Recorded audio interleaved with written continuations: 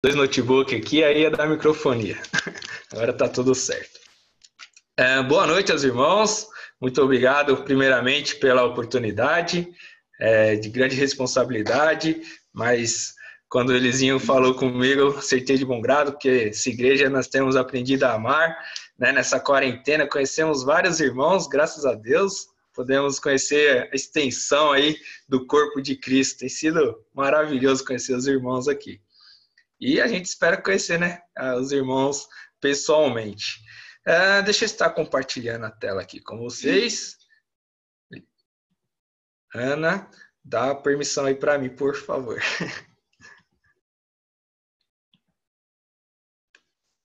Deixa eu ver, agora sim. Vamos ver.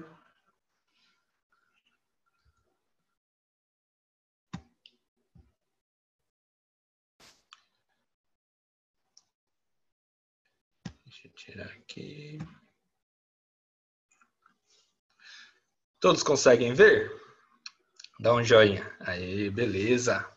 Então, a princípio, nós já poderíamos voltar alimentados, como o irmão Edivaldo falou na sua oração. Os hinos foram bem de acordo, cada um falou certinho do sacrifício de Cristo e com certeza daria para entender perfeitamente aquilo que Cristo fez por nós. Mas hoje eu gostaria de estar comentando um pouco sobre as dúvidas que algumas pessoas já me fizeram e com certeza já fizeram para alguns dos irmãos e tentar responder aqui através da palavra de Deus, né, juntamente com os irmãos. Então, para começar, quem é que nunca ouviu, né, essa pergunta? Será que Deus existe? É uma pergunta que nós conhecemos bastante, tem sido discutido bastante, e a palavra de Deus, que eu vou utilizar para estar respondendo todas, ela também pode estar nos respondendo aqui fielmente essa pergunta. Será que Deus existe? Está aí na tela os versículos que eu vou estar usando, então os irmãos podem estar acompanhando aí pela tela, tá ok? Salmos 19, versículo 1 diz que os céus declaram a glória de Deus, o firmamento proclama as obras das suas mãos. Hoje pela manhã, pudemos fazer uma subida numa pedra que nós temos aqui na região, um ponto turístico. E lá em cima a gente olha aquele monte de montanha que tem em Minas Gerais, aquele céu bonito de Minas Gerais. E a gente fica pensando, só Deus mesmo, né, que pode ter feito algo tão bonito, tão perfeito assim como Ele é.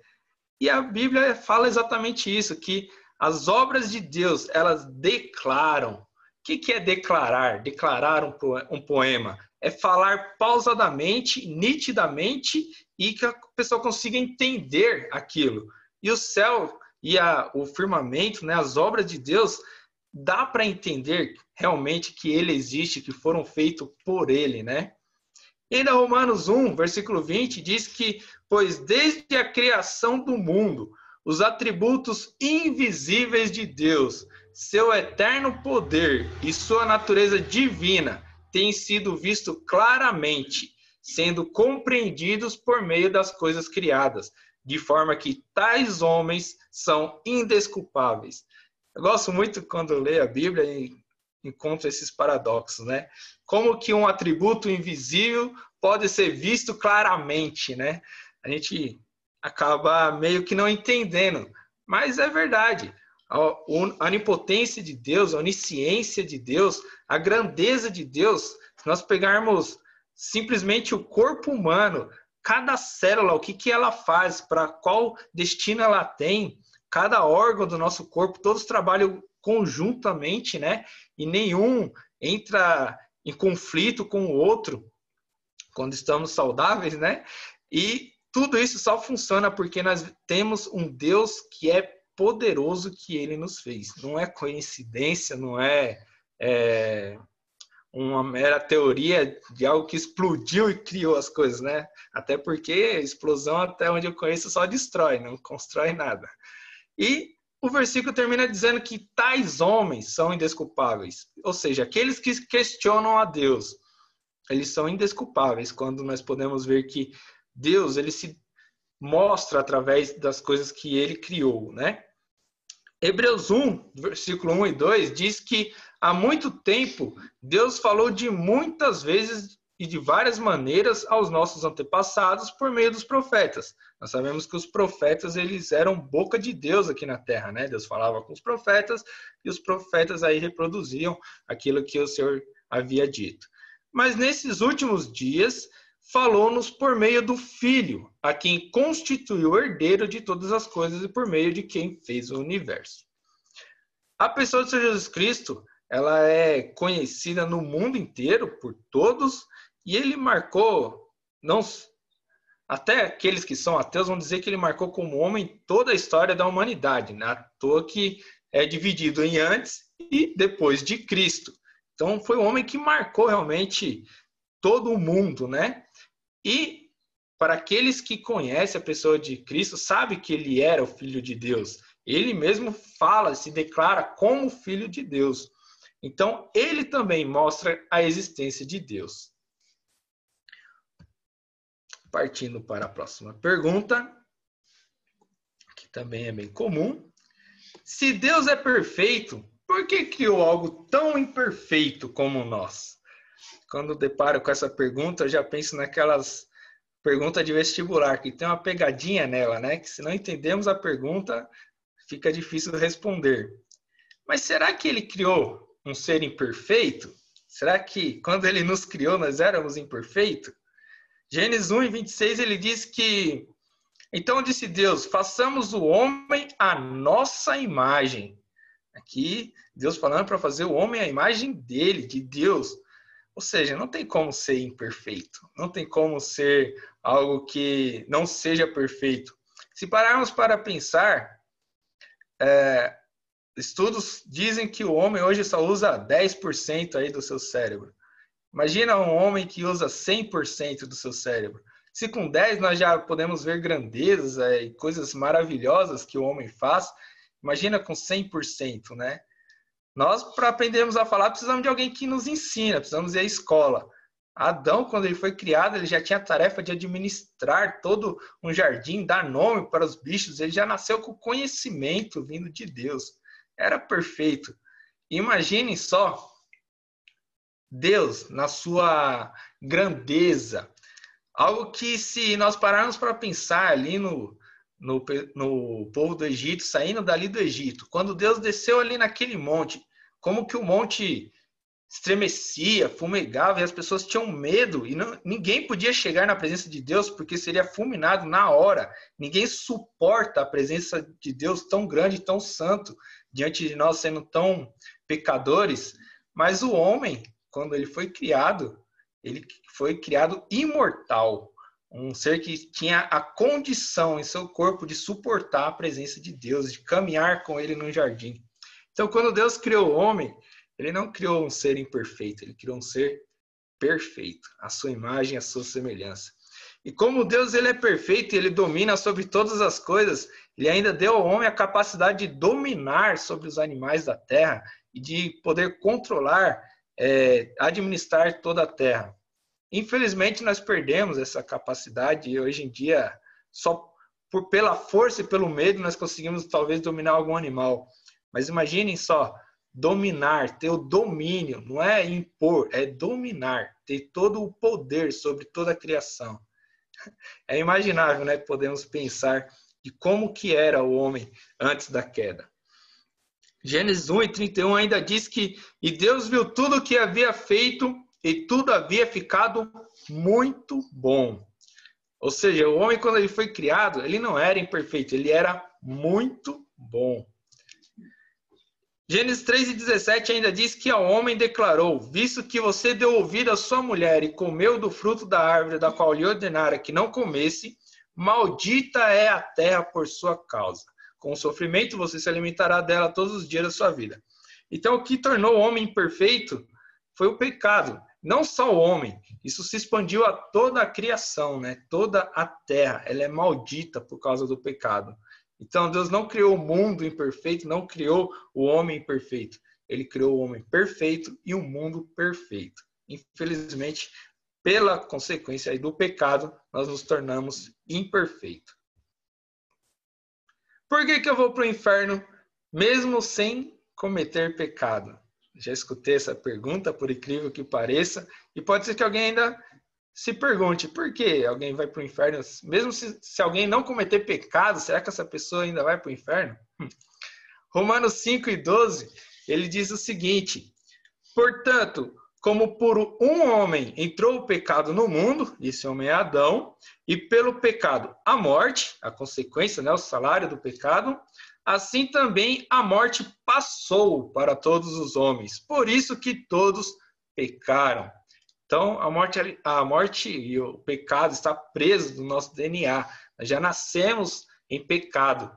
E é por isso que não tem desculpa do homem falar que, poxa, eu não cometo nenhum pecado, sendo que nós já nascemos em pecado. E é para aqueles que ainda tem uma teoria dos pelagianos que dizem que o homem nasce com a capacidade de ser bom ainda, com a semente do bem dentro dele. A palavra de Deus, ela diz que totalmente o contrário, em 2 Timóteo 3, de 1-4, diz assim: saiba disto, nos últimos dias sobrevirão tempos terríveis.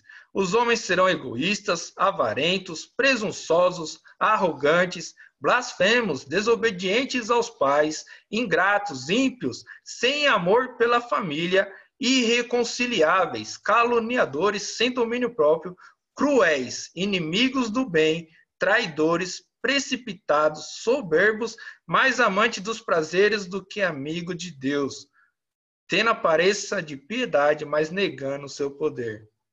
Parece que o escritor aqui é Timóteo, ele relata algo que ele está vendo em 2020, né? Algo que ele está vendo nos dias de hoje.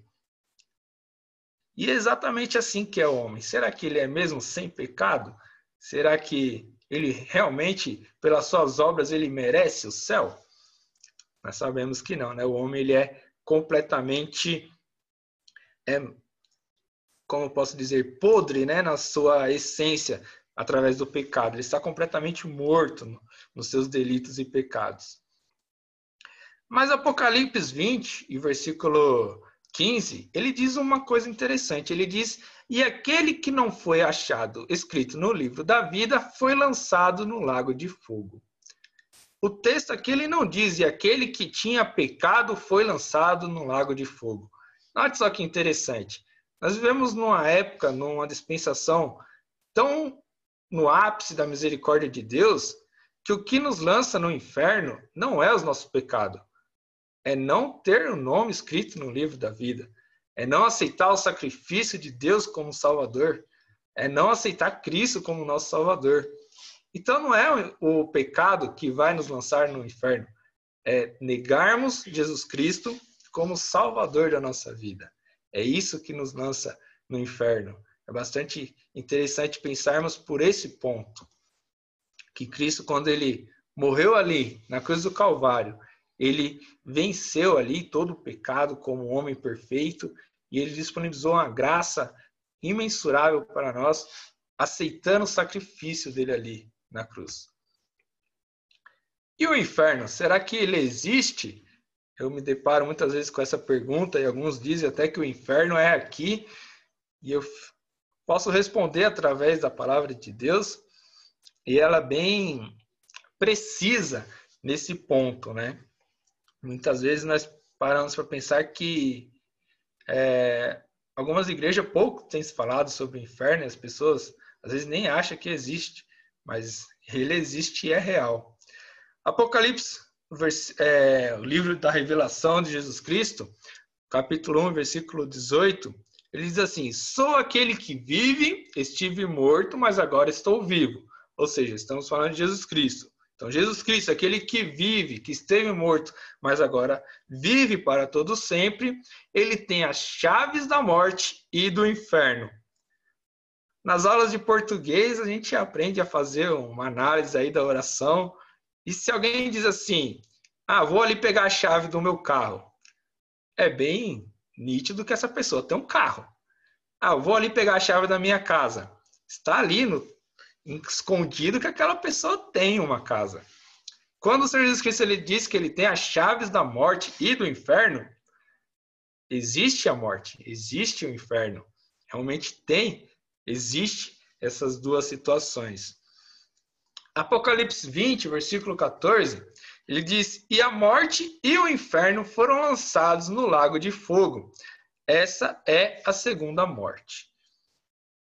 Note que o inferno ele foi lançado no lago de fogo. E essa é a segunda morte. Mas o que é o lago de fogo? Né? Muitas vezes as pessoas se preocupam com o inferno, mas tem algo ainda que é pior. O que é o lago de fogo? Apocalipse 20, versículo 10, diz que o diabo, que as enganavam, foram lançados no lago de fogo que arde com enxofre, onde já haviam sido lançados a besta e o falso profeta. Eles serão atormentados dia e noite para todo sempre.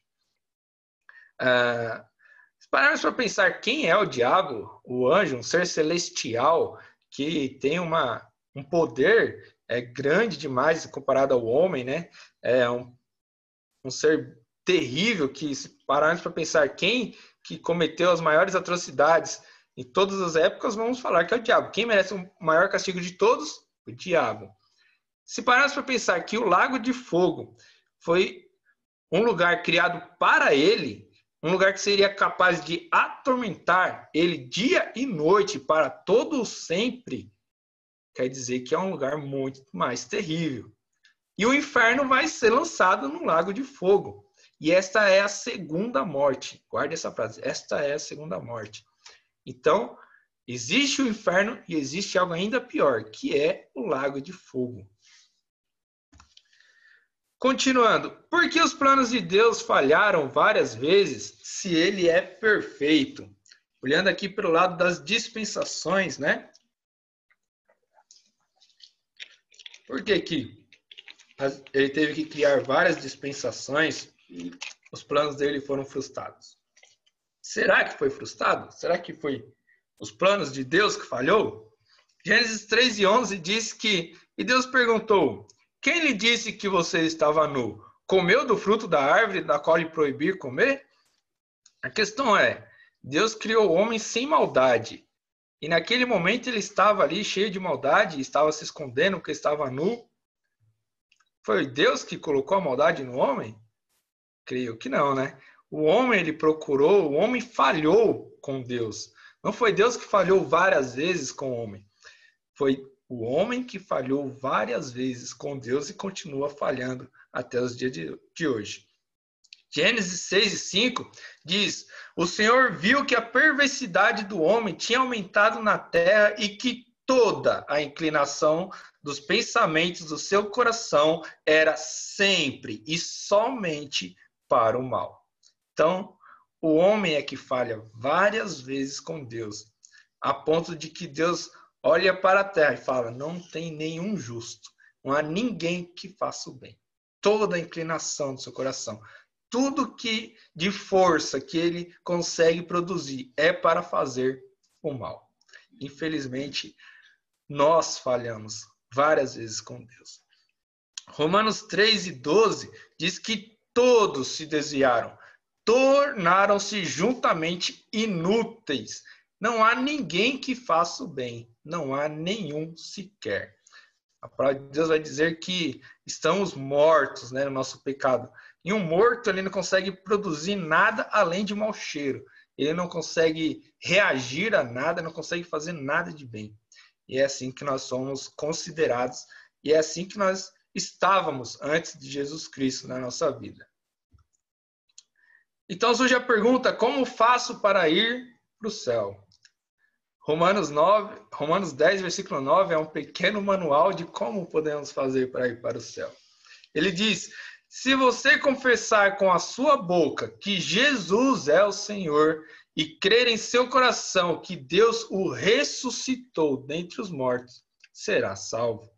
João 14:6 ainda diz: respondeu Jesus: eu sou o caminho, a verdade e a vida. Ninguém vem ao Pai senão por mim. Então nós já sabemos que não é pelas obras que nós podemos ir para o céu. Não é através de ser bom que nós podemos ir para o céu, porque o homem não produz nada de bom. O caminho é Jesus.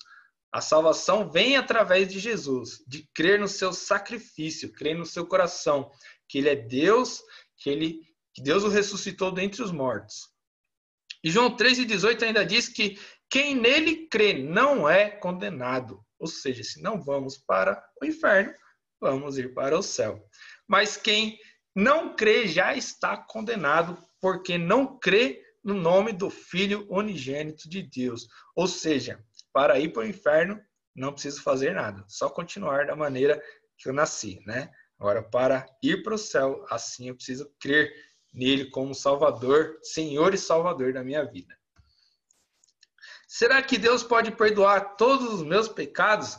Nós falamos o quanto que o homem é mau, o quanto que seu coração só faz os seus maus desejos. Será que Deus ainda pode perdoar, sim, os meus pecados? Romanos 5, 8 e 9 responde essa questão. Ele diz que Deus demonstra o seu amor por nós, tendo Cristo morrido em nosso favor, quando ainda éramos pecadores. Como agora fomos justificados por seu sangue, muito mais ainda seremos salvos da ira de Deus por meio dele. Romanos 8:1 ainda diz, portanto, agora já não há mais condenação para os que estão em Cristo Jesus. Ou seja, Deus perdoa e perdoou todos os pecados daqueles que aceitaram o Senhor como Salvador de sua vida. Hebreus 8:12 ainda diz, porque eu lhes perdoarei a maldade e não me lembrarei mais dos seus pecados. Então a resposta é sim, Deus pode perdoar todos os nossos pecados, assim como ele já perdoou lá na cruz o pecado daqueles que aceitaram o Senhor como Salvador de sua vida. Então, por que Deus ainda não volta e acaba logo de uma vez com o pecado e com toda essa maldade? A Bíblia ainda responde bem claramente essa pergunta em 2 Pedro 3:9, dizendo, o Senhor ele não demora em cumprir a sua promessa. Mas que promessa é essa? Promessa de que voltarei e os levarei para mim mesmo, para que onde eu estiver, estejais vós também. Então ele diz que o Senhor ele não demora em cumprir essa promessa, como julgam alguns. Pelo contrário, ele é paciente com vocês, não querendo que ninguém pereça, mas que todos cheguem ao arrependimento. Ou seja, se ele está demorando na visão de alguns, é porque ele está sendo longânimo. Se ele ainda está tardando na visão de alguns, é porque sua misericórdia ainda está atuando. E eu digo ainda porque ela tem limite, ela ainda tem um prazo, ela tem a hora certa de acabar. E nessa hora que ela acabar, não haverá mais jeito para o ser humano. Então, nós precisamos tomar essa decisão ainda enquanto a misericórdia de Deus, enquanto a longanimidade de Deus atua na nossa vida. Lucas 5, 31 e 32 diz que Jesus lhe respondeu, não são os que têm saúde que precisam de médico, mas sim os doentes. Eu não vim chamar justos, mas pecadores ao arrependimento. O que eu quis trazer com esse versículo, que às vezes pode parecer que ele sai um pouco do contexto? É que Lucas 5, olha só o contexto ali. Jesus aqui na terra, falando às pessoas aqui na terra. Quer dizer o quê? Por que Deus não volta e acaba com o pecado? Deus já voltou na figura de seu filho. E ele já acabou com o pecado lá na cruz. Então, ele já voltou e já acabou com o pecado lá na cruz. O sacrifício que ele fez lá na cruz derrotou de uma vez o diabo e o pecado. Então, ele já veio. Agora ele virá só para buscar os seus, aqueles que aceitarem o Senhor como Salvador de sua vida. E aqueles que fizerem essa decisão, Apocalipse 20, versículo 6, diz que serão felizes e santos os que participam da primeira ressurreição. A segunda morte, lembra da segunda morte que eu falei que aqueles que forem lançados no lago de fogo, esses sofrerão a segunda morte, essa é a segunda morte? Então, a segunda morte não tem mais poder sobre eles, serão sacerdotes de Deus e de Cristo para todos sempre. Para finalizarmos, irmão, fica essa frase aqui. O evangelho de Cristo, ele diz de homens maus que reconhecem o seu estado pecaminoso, seu estado miserável, e que consciente reconhece qual é o seu destino, o corpo sujeito à morte, o inferno, e que com humildade chega até aos pés do Salvador e pede perdão, pede reconciliação. E a esses Deus dará misericórdia, e a esses Deus dará perdão e, consequentemente, a vida eterna com Cristo nos céus. Que o Senhor possa estar abençoando a vida de cada um dos irmãos e que nós possamos estar pensando nas perguntas que foram feitas aqui e possamos estar analisando as respostas, estarmos tomando uma decisão na nossa vida, estarmos seguindo a Cristo. Amém?